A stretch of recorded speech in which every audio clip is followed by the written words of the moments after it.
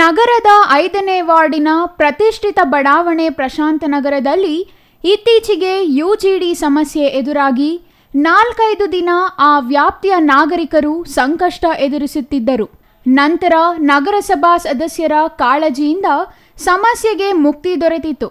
ಈಗ ಅದೇ ವಾರ್ಡಿನ ತಿಮ್ಮಕ್ಕ ಬಡಾವಣೆಯಲ್ಲಿ ಯುಜಿಡಿ ಸಮಸ್ಯೆ ಎದುರಾಗಿದೆ. ಯುಜಿಡಿ ಪೈಪ್ಲೈನ್ ಸಮೀಪದಲ್ಲಿಯೇ ಜಕ್ಕಲಮಡಗು ಜಲಾಶಯದ ನೀರು ಪೂರೈಸುವ ಪೈಪ್ಲೈನ್ ಹೋಗಿದ್ದು, ಜಕ್ಕಲಮಡಗು ಜಲಾಶಯದ ಪೈಪ್ಲೈನ್ ಸಮೀಪದಲ್ಲಿಯೇ 2 ಮ್ಯಾನ್ ಹೋಲ್ ಇದ್ದು ಅದರಿಂದ ಯುಜಿಡಿ ನೀರು ಕುಡಿಯುವ ನೀರಿನ ಪೈಪ್ಗೆ ಸೇರಿದೆ ಎನ್ನಲಾಗಿದೆ. ಇದರಿಂದಾಗಿ ಸುಮಾರು 8 ಮನೆಯ ನೀರಿನ ಸಂಪುಗಳಿಗೆ ಯುಜಿಡಿ ನೀರು ಸೇರಿದೆ. ತ್ಯಾಜ್ಯ ನೀರು ಸೇರಿರುವುದು ತಿಳಿಯದ ನಾಗರಿಕರು ಒಂದು ದಿನ ಅದೇ ನೀರು ಬಳಸಿದ್ದಾರೆ ಎನ್ನಲಾಗಿದೆ. ನಂತರ ವಾಟರ್ ಮ್ಯಾನ್ಗೆ ವಿಷಯ ತಿಳಿಸಿದ್ದು ಕೂಡಲೇ ನಗರಸಭಾ ಸದಸ್ಯರು ಸ್ಥಳಕ್ಕೆ ಭೇಟಿ ನೀಡಿ ಪರಿಶೀಲನೆ ನಡೆಸಿದ್ದಾರೆ. ಸಮಸ್ಯೆ ಅರಿವಾಗುತ್ತಿದ್ದಂತೆ ಯುಜಿಡಿ ಮ್ಯಾನ್ ಹೋಲ್ಗೆ ಸಮೀಪದಲ್ಲಿದ್ದ ಜಕ್ಕಲಮಡಗು ನೀರು ಪೂರೈಸುವ ಪೈಪ್ಲೈನ್ ವಾಲ್ಗಳನ್ನು ಬದಲಿಸಿ ಮತ್ತೆ ಇಂತಹ ಸಮಸ್ಯೆ ಪುನರಾವರ್ತನೆಯಾಗದಂತೆ ಎಚ್ಚರ ವಹಿಸಲಾಗಿದೆ. ಆದರೆ ಯುಜಿಡಿ ನೀರು ಸಂಪುಗಳಿಗೆ ಸೇರಿದ ಕಾರಣ ನಾಗರಿಕರು ಅವುಗಳನ್ನು ಸ್ವಚ್ಛಗೊಳಿಸಲು ತೀವ್ರ ಸಮಸ್ಯೆಯನ್ನು ಎದುರಿಸುತ್ತಿದ್ದಾರೆ.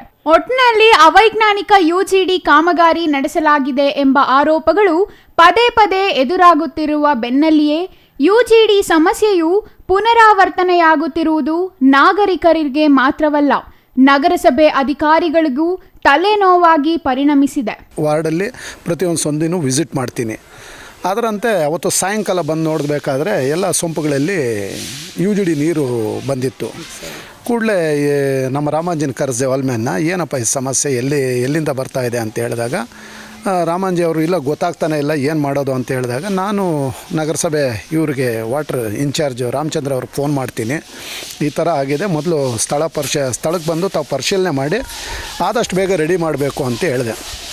ಅವರು ಬರೋ ಸ್ವಲ್ಪ ತಡ ಆಯಿತು. ಆದರೂ ಕೂಡ ನಾನು ಮಾನ್ಯ ಪೌರಾಯುಕ್ತರ ಗಮನಕ್ಕೆ ತಂದೆ, ಈ ರೀತಿ ಆಗ್ತಾಯಿದೆ ಅಂತ ಹೇಳಿದೆ. ಬೆಳಗ್ಗೆ ನಾವು ವಿಸಿಟ್ ಮಾಡ್ತೀವಿ ಅಂತ ಹೇಳಿದ್ರು. ಅದೇ ರೀತಿ 16ನೇ ತಾರೀಕು ಬೆಳಗಿನ ಜಾವ ನಗರಸಭೆಗೆ ಸಂಬಂಧಪಟ್ಟವರು ಒಂದಿಬ್ಬರು ಬಂದಿದ್ದರು. ನಾನು ಕೂಡ ಅಟೆಂಡ್ ಮಾಡಿದ್ದೆ. ಎಲ್ಲ ಸೊಂಪುಗಳು ವೀಕ್ಷಣೆ ಕೂಡ ಮಾಡಿದ್ವಿ. ವೀಕ್ಷಣೆ ಮಾಡಿದಾಗ ತುಂಬ ಮನೆಗಳಲ್ಲಿ ಜಾಸ್ತಿ ದುರ್ವಾಸನೆ ಆಗಿತ್ತು. ಸೊಂಪುಗಳಲ್ಲಿ ತುಂಬ ಜಾಸ್ತಿನೇ ಬಂದಿರಬೇಕು ಅಂಥೇಳಿ ನಾವೆಲ್ಲ ನೋಡ್ತಾ ಇರಬೇಕಾದ್ರೆ ಇಲ್ಲೊಂದು ಗೇಟ್ ವಾಲ್ಗಳಿತ್ತು, ರಸ್ತೆ ಮಧ್ಯಭಾಗದಲ್ಲೇ ಇತ್ತು. ಅದು ಮೊದಲು ಹಾಕುವಂಥ ಟೈಮಲ್ಲಿ ಅವ್ರು ಎಚ್ಚೆತ್ಕೊಂಡು ಆ ಗೇಟ್ ವಾಲ್ಗಳನ್ನ ದೂರ ಹಾಕಿದರೆ ಸರಿ ಆಗಿರೋದು. ಆ ಗೇಟ್ ವಾಲ್ಗಳಿಂದ ಅಲ್ಲಿ ವೆಹಿಕಲ್ಗಳು ಓಡಾಡಿ ಆ ಗೇಟ್ ವಾಲ್ ಒಡ್ಕೊಂಡು ಪಕ್ಕದಲ್ಲೇ 2 ಮ್ಯಾನ್ಯಲ್ ಇದೆ. ಕಡಿಮೆ ಅಂದರೂ ಕೂಡ ಒಂದು 12 ಅಡಿ ದೂರದಲ್ಲಿ 2 ಮ್ಯಾನ್ಯಲ್ಸ್ ಇದೆ. ಇದು ಬಡಾವಣೆ ಆಗಿರೋದ್ರಿಂದ ನಿಜವಾಗ್ಲೂ ಅದು ತಪ್ಪು, ಅವೈಜ್ಞಾನಿಕವಾಗಿ ಮಾಡಿರ್ತಕ್ಕಂಥದ್ದು. ಇದು ಯಾವುದು ಯುಜಿಡಿ ಮ್ಯಾನ್ಯಲ್ಸು.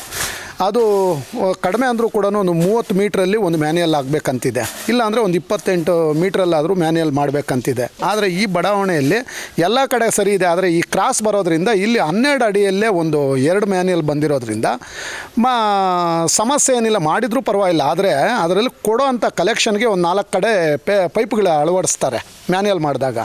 ಆದರೆ ನಿಜವಾಗ್ಲೂ ಹೇಳ್ತೀನಿ, ಅವರು ಮನೆಗಳು ಕಟ್ಟಾದಮೇಲೆ ಬೇಕಾದರೆ ಒಂದು ಎಂಡ್ ಕ್ಯಾಪ್ ಹಾಕಿರ್ಬೇಕು ಆ ಪೈಪ್ಗಳಿಗೆ. ಆ ಎಂಡ್ ಕ್ಯಾಪ್ ಆಗದೆ ಇರೋದ್ರಿಂದ ಈ ಥರ ಸಮಸ್ಯೆಗಳು ಬರ್ತವೆ. ಯಾವುದೋ ಒಂದು ಮ್ಯಾನ್ಯಲಲ್ಲಿ ಎಂಡ್ ಕ್ಯಾಪಿಂದ ಕಿತ್ಕೊಂಡು ಬಂದು, ಎಂಡ್ ಕ್ಯಾಪ್ ಇಲ್ಲದೆ ಇರೋದ್ರಿಂದ ಕಿತ್ಕೊಂಡು ಬಂದು ಇವತ್ತು ಗೇಟ್ ವಾಲ್ ಒಡೆದೋಗಿದ್ದರಿಂದ ಅದರಲ್ಲಿ ಮಿಶ್ರಣವಾಗಿ ಪ್ರತಿಯೊಂದು ಮನೆಗೂ ಹೋಗ್ಬಿಟ್ಟಿದೆ. ಆದರೆ ಅದೃಷ್ಟವಶ ಯಾರು ಯೂಸ್ ಮಾಡಿಲ್ಲ.